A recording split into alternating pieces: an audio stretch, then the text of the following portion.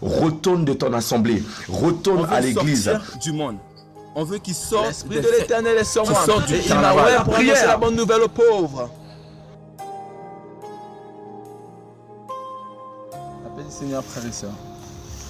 J'aimerais aborder un sujet avec vous, très sensible, mais qui a causé beaucoup de morts spirituelles au sein du peuple du Seigneur. Parfois, il y a des frères ou une sœur qui viennent te voir et qui te dit « Mon frère, je veux me marier » ou « Je vais me marier ». Et donc, ma première question, c'est « Est-il chrétien ?» S'il est chrétien, il y a de quoi poursuivre le sujet, poursuivre l'affaire. Mais s'il n'est pas chrétien, je suis obligé de te dire la vérité de la parole de Dieu. Et dans ce cas-là, je dis à la sœur ou au frère, tu ne peux pas avoir de relation avec cette personne et n'y compte même pas parce que la Bible nous l'interdit. Et elle va me dire, mais je ne comprends pas, c'est l'amour de Dieu. Le frère, il m'aime et puis il risque de se convertir ou je vais le convertir. Fausse doctrine.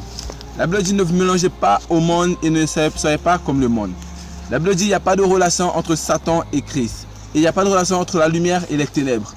Pourquoi tu penses que tu vas réussir à convertir le garçon quand il va se mettre à sortir avec toi? Ou pourquoi tu penses que tu vas réussir à convertir la fille quand elle va se mettre avec toi? Fausse doctrine, c'est de l'anti-biblique.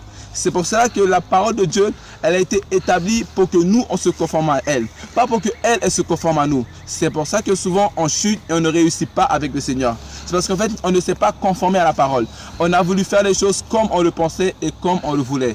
Et c'est là que rentrent en jeu les hérésies. C'est là que rentrent en jeu les fausses doctrines, les fausses religions. C'est parce qu'on n'a pas appris à se conformer à Dieu. Et c'est ainsi que aujourd'hui, il y a beaucoup de gens qui sont frustrés et après ils mettent la faute sur Dieu. Mais s'ils remontent leur passé pour voir qu'est-ce qui les a fait tomber, ils verront que ce n'est ni Dieu ni sa parole, mais c'est eux-mêmes avec leurs propres décisions. C'est pour cela, mon frère ou ma soeur, si tu es tombé dans l'un de ces pièges qui fait partie des pièges de l'ennemi, reviens, la Bible dit, reviens d'où tu es tombé et demande pardon à Dieu. Repends-toi car Dieu a encore un pardon pour toi. Tu n'es pas encore totalement perdu car tu es toujours sur la terre. Que le Seigneur puisse t'aider et te relève par sa grâce.